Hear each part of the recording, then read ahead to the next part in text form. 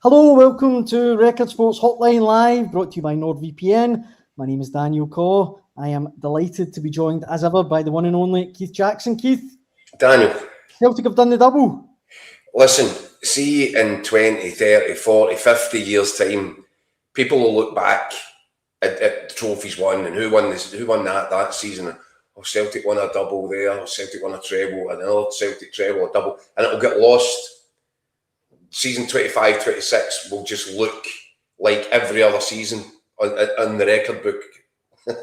But it's been anything but. It's been an astonishing, staggering story of a season. And it's ended in fairy tale circumstances for both for Celtic, but particularly for Martin O'Neill. Even the fact that it was the Master versus the Apprentice on the final day at Hampden. Celtic won that game with something to spare today. I thought Dunfermline would make it harder for them. I thought the second half was much more of a contest than the first. Yep. But as soon as Celtic got their nose in front, I don't think anybody really gave any chance to Dunfermline before kick-off. When Maida lobs the first goal home, it's just a matter of getting the game over and done with and going on holiday. Or going to the World Cup or whatever, but just finishing this season off, and it's finished off in absolute style for Martin O'Neill. It's just silly, 21 years on, that he's ended off this incredible story of a season with a league and Scottish Cup double. Astonishing, staggering. Aye. Well, look, we'll come to Martin O'Neill in his future in a little bit, but on the game itself, it didn't feel like a Celtic game to me, Keith, in the sense that every Celtic game has been a tortuous, attritional, tear 'em, scare 'em, flag 'em, shredding ordeal. But it was just really straightforward to me. Total control. I mean, I do think Dunfermline contributed to that because I think they looked scared of the occasion in the first half. I thought they kind of stood off the game. You could tell even the first goal comes about. The big boy John Todd, he's absolutely freaking out because he knows that Maida's on, and that's what got it. It's just the very fact that it was. Had it been anybody else, he probably would have dealt with that better. I think he's freaked out because he knows that it's Maida, and he panics and he loses the flight of the ball. He doesn't make what should have been a straightforward clearance, and it's almost as if he's imagined what's going to happen. And it has happened. And Mike does get round him, and his perfect finish. I don't know if the keeper needed to come out, but it was just soft. It was a soft concession. The second concession was another soft goal. Neil Lennon, I think, was doing his dinger in on the sidelines because he wanted much more than that from his team. He wanted to give Celtic a real game. They did that. They managed that in the second half. They made some big changes to the formation, to the personnel, and they made it a contest, a better game to watch in the second half. But you're right, Daniel. At no point over the course of the 90 minutes did it feel like it was ever going to go any other than one way.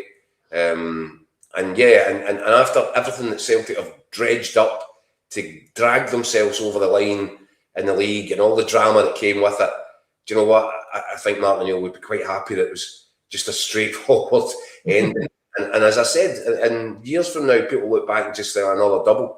This has been anything but just another double. This has been, and it's probably one that Celtic as a club and the fans, certainly you hear it when you hear Callum McGregor speaking.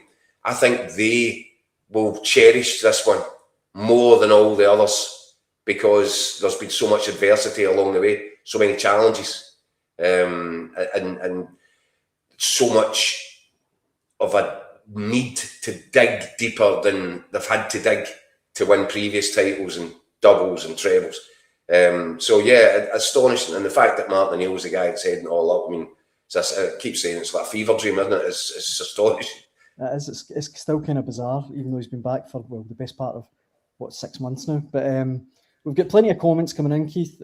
I will get to them. We should say as well, we're hopefully going to be joined live from Hampden by our esteemed colleagues. I know Michael Gannon's there, Ryan McDonald's there, Craig Swan's there, and Fraser Ralston's there as well. So you think, one of them Cast of thousands. I'm sure one of them will be able to join us. But in the meantime, until they do that, we'll keep the hold the fort down, if you will. Green Machine in the comments says 2 trophy wins in the last 7 days from a team club that was in turmoil. Wait till Celtic get their act together. And Stephen in the comments there pointing out that it could have been a treble if Martin O'Neill had taken obviously the St Mirren League Cup final. But that's right. I mean, they're a Wilfred Nonce away from a treble. Which is remarkable. Crazy. Martin O'Neill had got Celtic winning. When he came in for that brief period, 5 league games, he won all 5 of them. He'd got that team ticking. And look, who knows what, ifs, buts and maybes. But you think, I would, if you were a betting man, if Martin O'Neill had stayed. And by the way, this is the crazy bit. We did say it at the time. It's not as if this is all with hindsight and retrospect. I think this is crazy, making this appointment at this moment in time when it was Hearts coming to Celtic Park for a potentially, enormously important league game, and then the League Cup final. And Roma in there as well. Yeah. So, look, Celtic, I don't know what they were thinking. I'm sure they can't quite fathom what the thinking was behind it. It was just a disastrous misstep. And there was nothing Martin O'Neill has repaired all the bad moves. He's done it all because he's had a season, the length of the league season. He managed to get there. In the nick of time, Hearts are on top for I don't know how many weeks. Celtic are on top for the final 3 minutes. But he repaired the damage. He's repaired the damage. This Scottish Cup run, by the way, has been, it's almost like an embodiment of Celtic's season, isn't it? A microcosm. The Scottish Cup run was never simple. There was moments of real peril along the way. There was moments where Celtic didn't look like Celtic. But again, they've dragged themselves to the point they get to that final today, and then there was only going to be one winner. So astonishing. And yeah, if it hadn't been for Wilfred Nonce, you do wonder. I'm not even wondering, to be honest with you. I think yes, Celtic would have ended this season with yet another treble. You make a good point, Keith, in the sense that if you think back, I think it was the 4th round, Celtic played Dundee. I remember I was working that day. Dundee completely outplayed them. Were by far the better team. Junior Adamu scores in the very last second to take it to extra time. Well, the very fact you've just uttered the words Junior Adamu scores, that shows you how bizarre the whole thing has been. But yeah, he got the equaliser. An injury time on it, 93 minutes. Right at the death. Then there was the game against Auchinleck Talbot wasn't as routine as it should have been. Rangers in the quarter final, penalty shootout, so. But Celtic, and look again, I'll come back to it, Dan. That phrase from Succession, you have to be a killer. Yeah. And time again, that characteristic, that determination not to fail, has driven Celtic forward. And I look no further than the captain for that. And it was not long ago. There was Celtic fans didn't want him in the team because he was playing through injury. Callum McGregor has been a sensational leader of men. And he, more than any other individual, I know that Martin O'Neill is getting the plaudits, and rightly so, because he's fronted it up as the manager. But Callum McGregor held that core group together, and it's a monumental achievement for him. And I think this season will have tested him as a leader and a captain more than any other. And that's when you find out about character, isn't it? When the chips are down. Callum McGregor stood up and he led from the front, and the group followed behind him, and here they are, another double to celebrate. The one thing I would say, from a Celtic point of view, that I don't want to dampen the celebrations, but we don't know how this Celtic team's going to look next season. I mean, the 3 goal scorers, it looks like Maeda was waving to the fans. It looks like it's going to be his last game. Engels, you'd imagine there'll be more offers for him. I don't know if you saw in Premier Sports, he was a little bit non-committal about his future. He sort of said, well, we'll see. I mean, I've got a contract. And Ian Atchell, another one. I know Celtic will get an option, but he's became a kind of cult figure. But he can't play 90 minutes. He looked knackered coming on today for the last 20. Great goal, to be fair. Really good finish. That's what he does now. What's Ian Atchell look like with a proper pre-season? Aye. If Celtic can get him back to Lennoxtown early, if he's got the desire to do it, if he wants to put himself through the work, see if Celtic can properly harness Kelechi Iheanacho and get him into the sort of physical condition that he needs to be a starter. I mean, he's not, we're not dealing with an old man. What is he, 28, 29? 29, I think, aye. So there is no reason, there's no physical reason why he can't get himself properly conditioned and get himself ready, because the impact he's made, he's a special player. And if Celtic, they do have the opportunity, I listened to an interview that he did after the game, Kelechi Iheanacho. I think he wants to stay. So I think so. So he wants to stay. The terms and conditions of the contract will be in place. I think it's a no-brainer. But I'd be double down on my physical guys, the conditioning guys. Get him into shape. I don't care what you need to do. I don't care if it's 10 hours of training a day over the course of the summer. Get him into shape, because what an asset he would be if he was fit enough to start games at the start of next season. Yeah. But you're right, it's a massive summer of change, potentially for Celtic. There could be more turmoil. Who knows? A couple of months back, Dan, I think I used the term Celtic have to, for this season only, kind of concentrate as short-term FC, do what they need to do to try and hold on to the title, to try and win a Scottish Cup. And it has been a short-term approach. We're now about to enter into a summer where there needs to be a longer-term strategy, and it needs to become apparent. Now, what that is it one more year for Martin O'Neill? I don't know, because Celtic might feel, well, now's the time, we need to start with a blank canvas and start addressing what the future looks like. But it's really hard to say to Martin O'Neill, could you just step aside now? Because I don't think he wants to step aside. And having done what he's done and achieved what he's achieved in this incredible season, he's earned the right, hasn't he? I think he's earned the right now to make this decision, whether or not it really should be down to him, but it might not be. This is what we don't know. He's obviously said that he's, I think, meeting next week with Dermot Desmond. So I think one way or another, we should have an answer sooner rather than later. Absolutely. And if you missed it, we will hopefully be joined from Hampden by our esteemed colleagues. But we'll see. We'll keep going and see what it takes. There's plenty of comments. The Wi-Fi is notorious. It is really bad at Hampden now.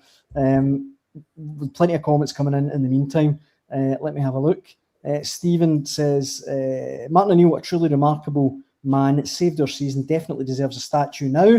Stephen points out you can't replace a player like Maeda without spending serious cash. That Celtic board won't do. Ricky says Iheanacho just needs sign, keep him fit and he'll shine.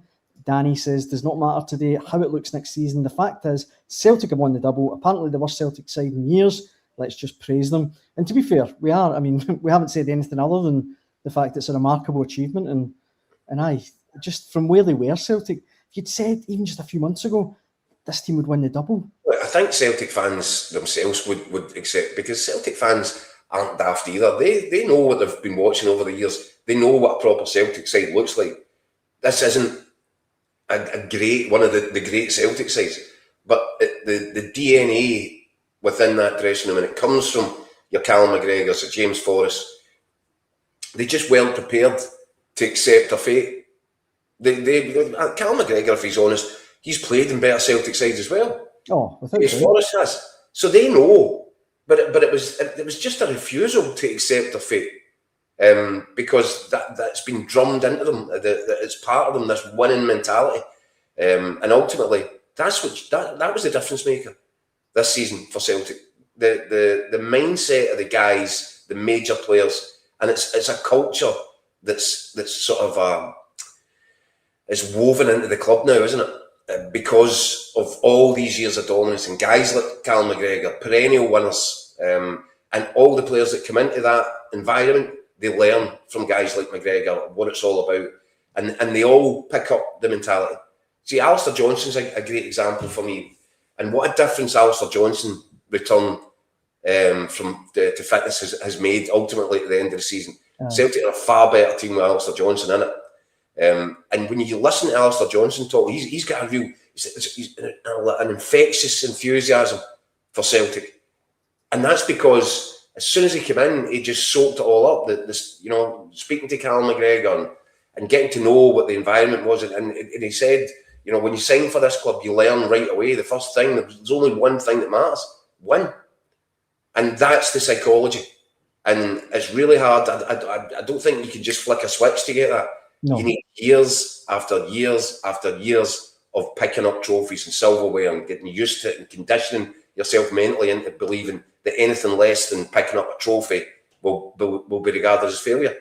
And in some ways, Celtic didn't win a treble. We're saying if Wilfred Nancy hadn't stepped foot in the country, they probably would be celebrating a treble right now. So what you're saying now, par for Celtic, is a treble, which is just silly.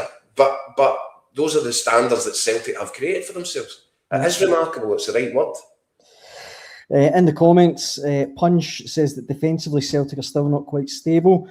Green Machine says we might have another title race with the top three as changes will be made big time. Hearts will be playing 3 games in a week. Their pool is short and Celtic and Rangers will strengthen. Errol says, I think Martin O'Neill will stay. The love of Celtic is too strong to walk away, and another crack at the Champions League.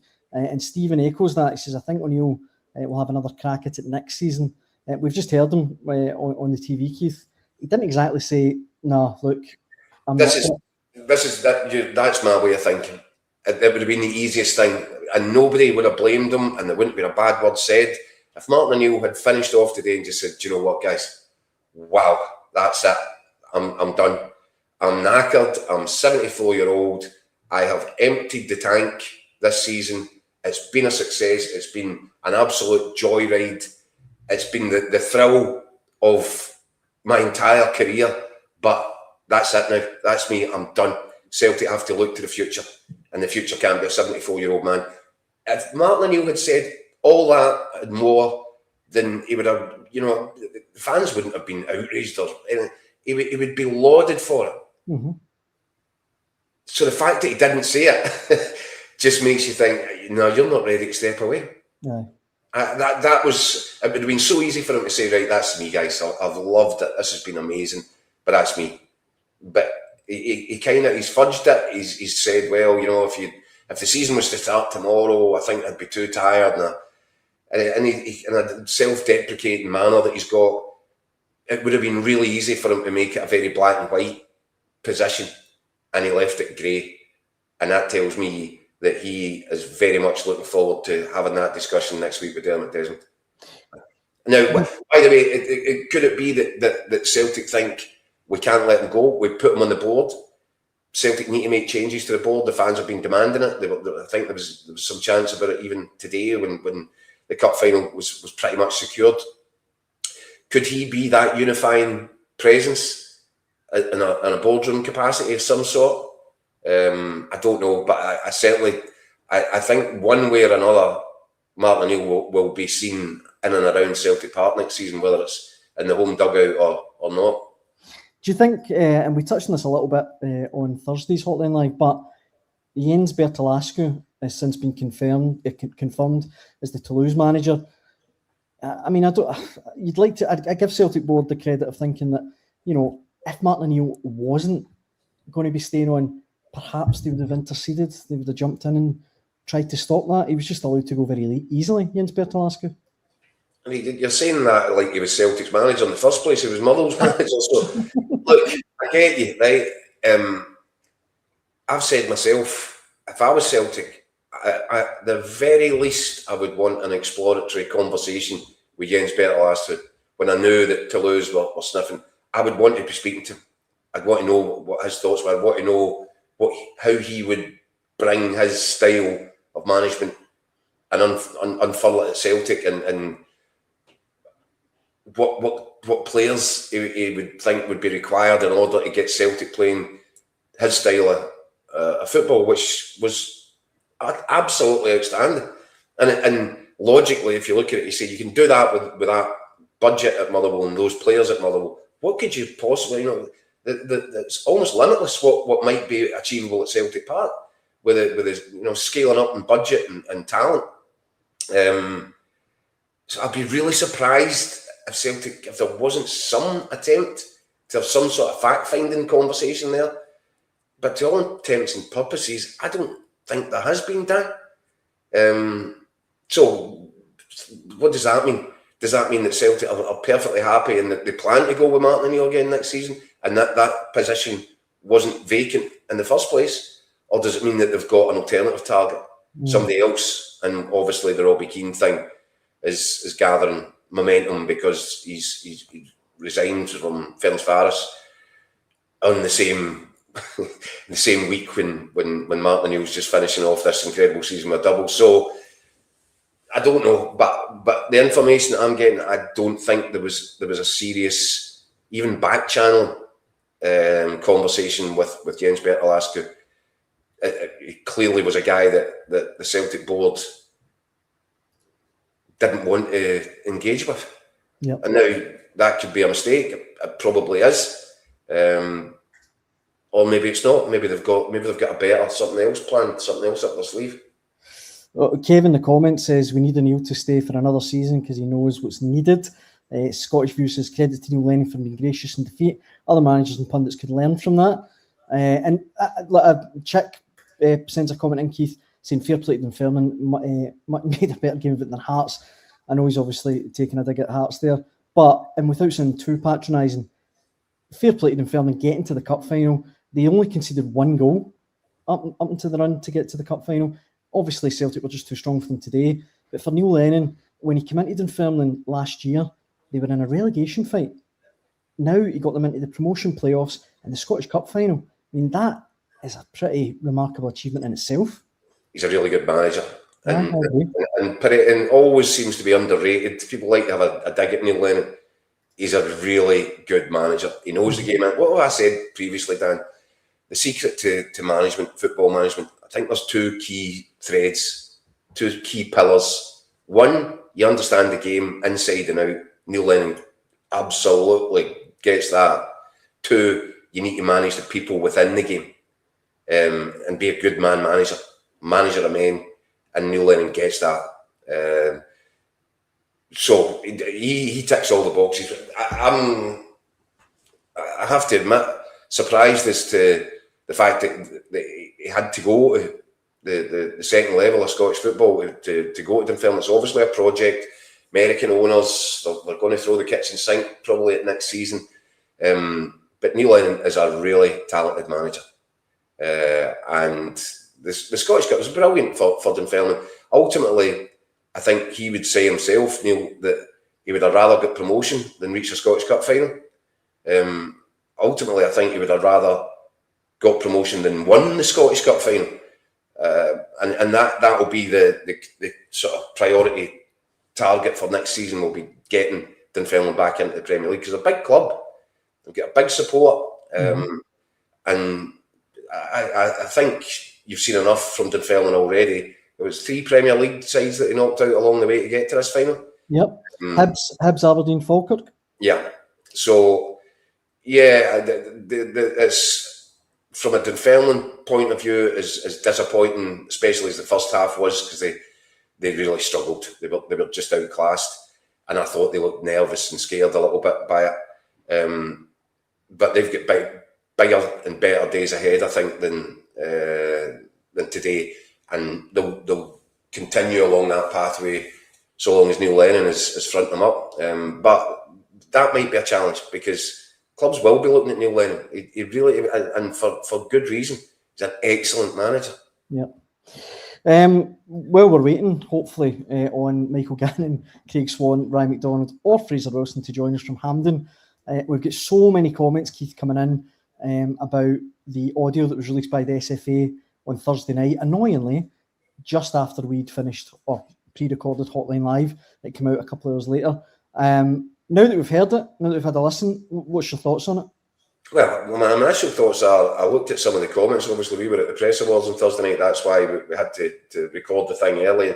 As we are standing in the press awards, you and I, we then learned that the audio had been released. So that I've looked back, and by the way, some of the comments on here were a bit tasty, weren't they? Aye, they were a bit. And you're looking at it going, well, where's this vitriol and anger coming from? That's not a great look for Celtic.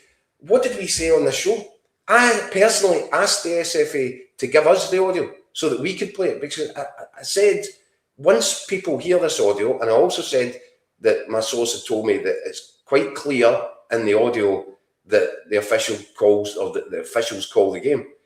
I said, but if everybody can hear it, don't be so secretive about it. Be open, transparent. Put the audio out, and then everybody can make their own judgment. Now, I think the vast majority of people, having heard the audio, are satisfied with it.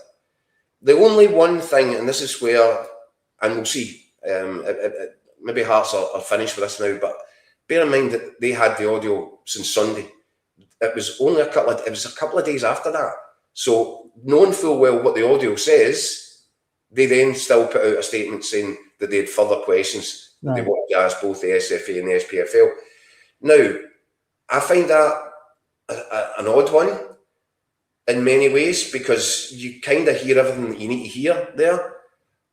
Where I wonder if there's a question mark is, my information is that Derek McInnes was not aware that the game had finished. And on the audio, you can hear them quite clearly say, Derek McInnes says once his player's off, he's fine to finish the game. The game's finished. If that is news to Derek McInnes, then that would explain why Hearts are still asking questions. Yeah.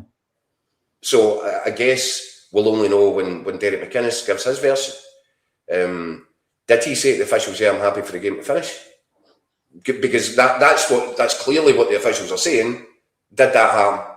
Is potentially the only question that I can see that Hearts would now be seeking clarification on. If they don't feel that their manager, and I have to tell you, we reported it on the Sunday that so less than 24 hours after it came to its climax, Derek McInnes and Martin O'Neill both felt at that point that there was still, and I think Martin O'Neill spoke to the fourth official and Derek McInnes spoke to the main stand linesman, and they were both told by two different officials that there was still a minute left to play, there or thereabouts. Mm-hmm. So I think, for me personally, I think releasing the audio was the right thing. I think it puts almost everything to bed, and the last jigsaw, or last piece of the jigsaw puzzle would be Derek McInnes. If he feels that is not an authentic representation of his views at the time. But I do think as well we need to remember how chaotic everything was. Yeah. So, but well, yeah, I'm so glad that the SFA did what we'd been telling them, what I'd asked them to do, put the audio out there, let people make up their own minds. I think it was entirely the right thing for them to do. And I think they probably only did it because of that Hearts thing, because they'd given Hearts that audio. Hearts still come out and asked a question, and then the SFA felt almost bumped into putting the audio out there. Yeah. It shouldn't have to be that much of an effort. You know, I knew the audio had been given to Hearts. At that point, we're asking the SFA, make this public.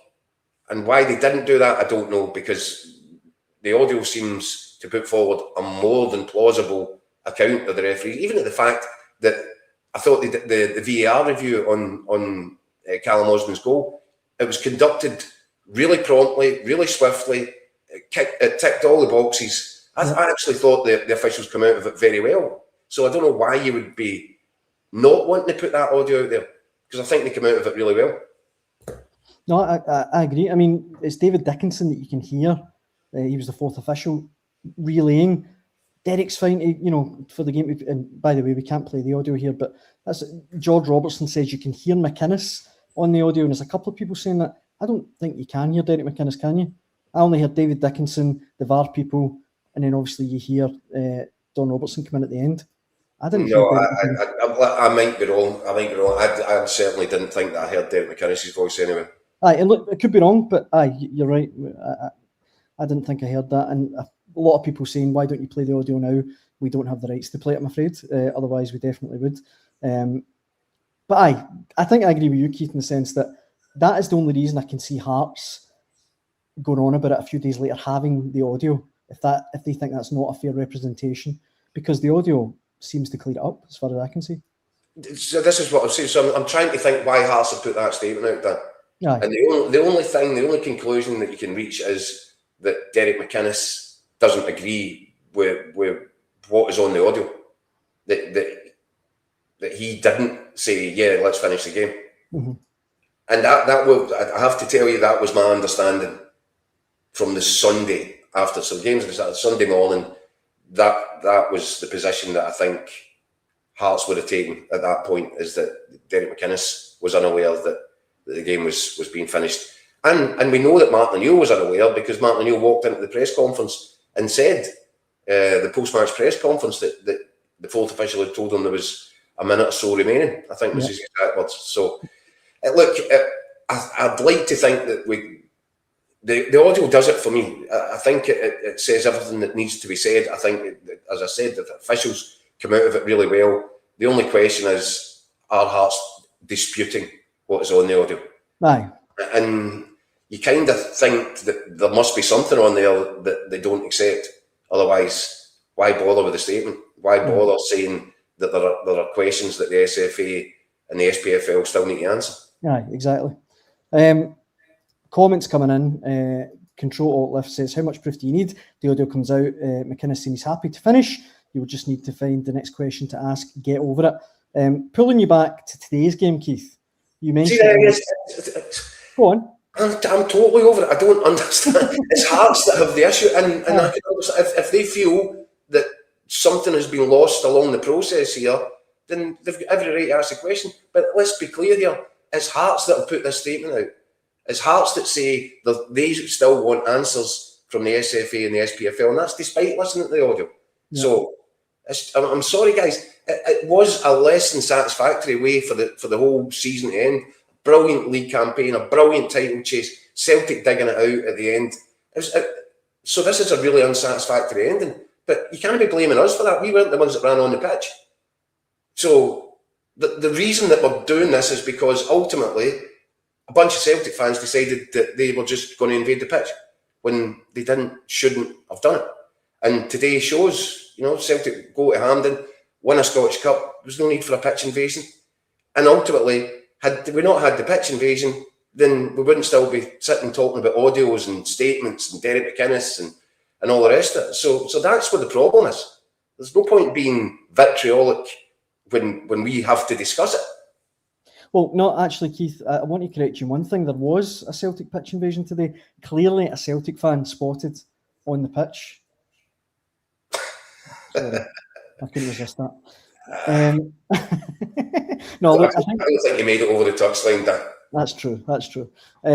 Look, I don't know how much more we can say about this audio thing. Like you say, it was Hearts that put out the statement, and all we're doing is reporting on it, reacting to it, as we always do in Hotline. Well, wouldn't it have been great if the SFA had accepted my request to give us the audio and let us play it for the viewers right at the start of the week? Exactly. Aye.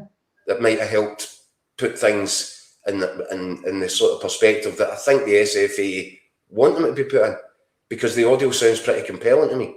Aye. The audio that could have cleared it all up at the time, on the day or the day after maybe. We've got so many comments coming in. Let me try and work through a few of them and bring you back to today's game. But just on that, John's one of a few people saying McInnes and Hearts have shown a lack of class by still not congratulating Celtic for the league title a full week later. But on today's game and the manager, Keith, a lot of comments coming in, a lot of suggestions. You mentioned it earlier on in the show, but Jazz says it's a cert to be Robbie Keane with O'Neill, director of football. Housemania says some Celtic fans have been calling for John McGlynn. Badger says Sean Maloney will be the next manager. The apprentice will take the mantle. As we sit here just now, Keith, 23rd of May, what is your gut feeling? Do you think Martin O'Neill will still be in the dugout come the first day of the next season? Well, you're asking me now to second guess a Celtic board who are notoriously bad decision makers. Aye. So I don't know is the answer. Do I think that Martin O'Neill has had enough? No, I don't, because I think, as we said at the start, if he felt that he'd emptied the tank here and he was done in, and he didn't have it in him to go again, he was very careful not to say it, and then talks about the meeting that he's going to have with Dermot Desmond. So one way of looking at it would be, if you're the Celtic board, well, what choice do we have? It's simply a matter for Martin O'Neill to decide. Yeah. That could be a way that the Celtic board address this. Martin, do you want to do it? Because if you want to do it, then that's fine, and we can start planning for next season. Or it becomes difficult because the Celtic board have got something else in mind. And I could understand that as well. As heroic as Martin O'Neill has been this season, he's not the long-term answer for Celtic going forward. He can't be, just purely for reasons of age. So do Celtic use this opportunity this summer to say, right, blank canvas, we start again, and how do we make sure we make a better appointment than Wilfred Nonsie? But anybody that's coming in now replacing Martin O'Neill's got a bit of a problem, don't they? Because tough act to follow. Yeah. So I genuinely don't know. The Robbie Keane thing, is that just coincidental, the timing of it? Probably not. There'll be something going on for Robbie Keane. Whether or not it's Celtic, we don't know. But it makes sense. It would certainly fit the profile in terms of, Dermot Desmond has repeatedly gone for Irish connections. Now there's a bit of baggage with Robbie Keane, which we've discussed previously, which I'm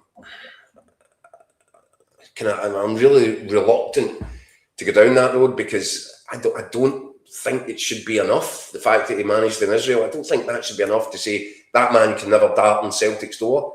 But that does seem to be the position that a sort of more militant section of the Celtic support has adopted already. I think that's, I don't know. I'm not going to get involved in the politics of it all, but it seems a bit of an overreaction to me.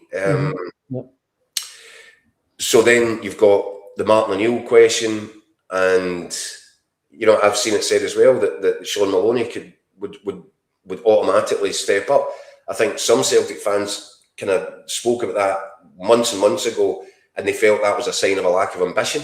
I wonder how they feel now, though, because Martin O'Neill has talked about it today and over the last few weeks about how much he's learnt from the coaching staff that he's got in place at Lennoxtown. He says he's the old man learning new tricks.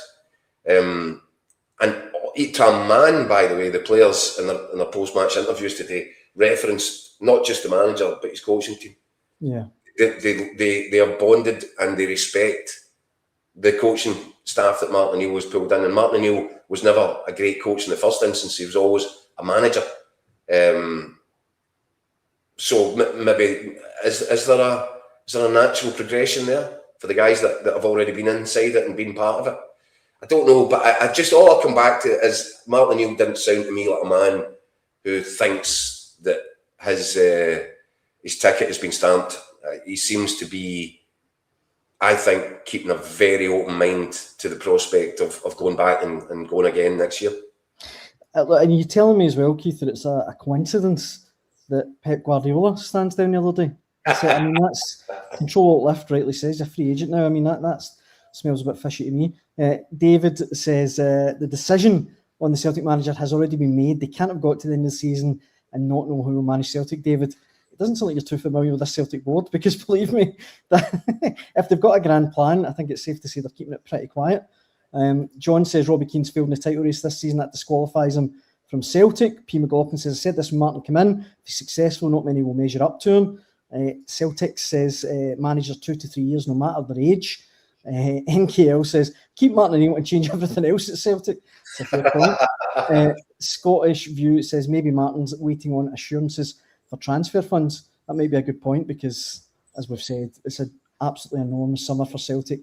That team that started the day, Keith, I mean, Kieran Tierney, Alistair Johnson, Callum McGregor, they're the only ones that you could look at and go, they'll definitely still be there, you'd have thought. Yeah. I mean, can you even be sure about Callum McGregor? Aye, well, that's a good point. Aye, Callum McGregor has said himself that he's not interested in staying to captain Celtic if Celtic are no longer the dominant force, the most successful side in the country. That to me was him throwing the gauntlet down to the board. What are you going to do this summer to take us on, to drive us forward as a club, on the pitch, off the pitch? Where's your ambition? What's the scale of it? And Callum McGregor, he said as much. I don't think he's prepared to put pen to paper on a new deal until he's absolutely satisfied that the club is ready to progress after stalling, and it has stalled. And this double has been secured in spite of that. So you can't go on like that indefinitely. Celtic need to get their act together in the summer transfer market. They need to start having a proper strategy for what it is that they want this team to look and feel like on the pitch.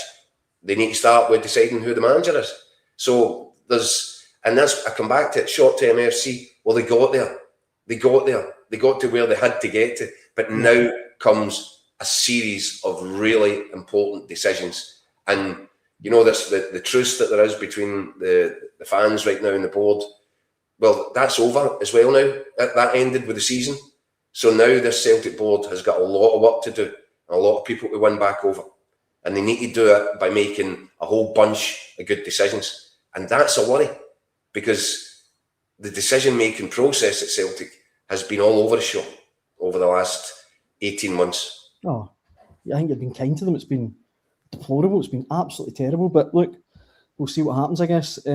Last little thing that I wanted to get your take on, Keith. It doesn't look like we're going to be getting any of our guys coming on from Hampden. Do you know what? And see, to give them their dues, because the pitch celebrations on the pitch go on for an extended period. Martin O'Neill was still doing broadcast media just before we came on air.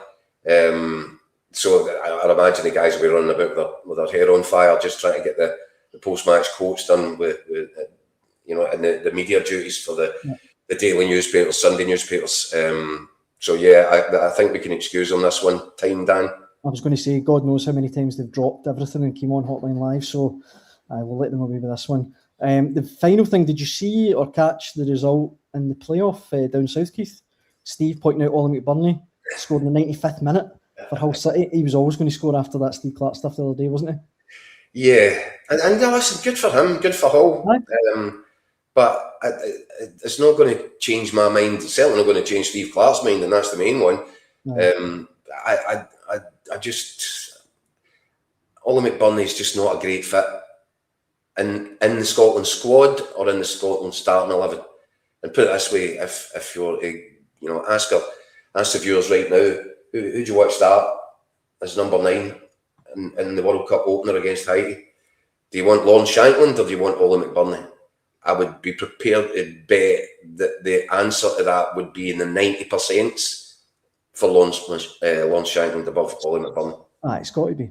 And the very last thing, Keith, that we should mention is that this is actually the last Hotline Live of the domestic season, but we will be back. And when we're back, Keith... There's not much of a break, is it? But when we are back, you'll be on the other side of the Atlantic. You'll be over in America ahead of the World Cup on the 1st of June. 1st of June, which is only, 8 days away? Something like that. So when you fly out a week tomorrow? Yeah, the Sunday, yeah. The Sunday. And Monday, the 1st of June, is when we will have our first stateside show. It's pretty mad to think, Keith, when we started doing this, I guess, almost 2 seasons ago now, we'll be doing it for the World Cup. That gives me goosebumps. Well, we started off at the Euros, didn't we? So why not make it the World Cup? We're growing. I think what we should point out is that we'll have a later time. It won't be the 6 o'clock slot when we do it from the States. It'll be, I think, maybe 9 o'clock UK time. We'll work out the details closer, but I think it'll be sort of a 9 p.m. thing. And then we'll also hope to do something while you guys are all in your bed at night because of the time difference. We might have a wee breakfast type recorded show for you for when you get up in the morning. So yeah, that's the plan, Dan. But certainly live shows, one a day, probably around about 9 p.m. at night time. Well, I'm being told by our producer, Keith, that it's 9 p.m. and 7 a.m. UK time. There you go. So there you go. So when you wake up in the morning, you can catch everything that you've missed while you've been sleeping from the World Cup with our breakfast bundle. And then, 9 p.m. we'll be doing our usual sort of live interaction. I know that you're not over for the first week or so, Dan, are you? You're not over until the 10th of June. The set part. But yeah, so 9 p.m, guys, that'll be the regular slot. Stephen says, yes, Hotline Live fixed for the summer. And John very graciously says, thank you for a great Hotline Live this season, Daniel, Keith and others. Well done. Thank you, John. Massive. Thank you, John. That's very kind of you, mate. Very kind indeed. And I should say thank you to everyone that's written in this season, because without them, Keith, we wouldn't really have a show. So we appreciate it massively, and we hope you can stick with us during the World Cup as well, as Scotland claim their first ever World Cup trophy. Wouldn't that be nice? That's never going to happen. You never know. Listen, just get through the groups. Just get through. Aye, exactly. Win that first game and get through this group. Just worry about Haiti. Yeah, that's it. All eyes, everything on this first game. Get 3 points in the bag. If we don't get 3 points in the bag, we're as well just chucking it. Because it's not going to get any easier against Morocco and Brazil, is it? Aye. So let's get 3 points in the bag in the first game. Let's get through this group. Let's make a bit of history. And we'll be there to cover it every step of the way, Dan. Absolutely. But for now, I think that brings to the end of Saturday's Hotline Live, brought to you by NordVPN. Again, thanks for all the comments. We appreciate it. And Keith, have a wonderful night. Cheers, Daniel. And as I say, we'll be back on June the 1st. We hope you can join us then. Thanks for watching.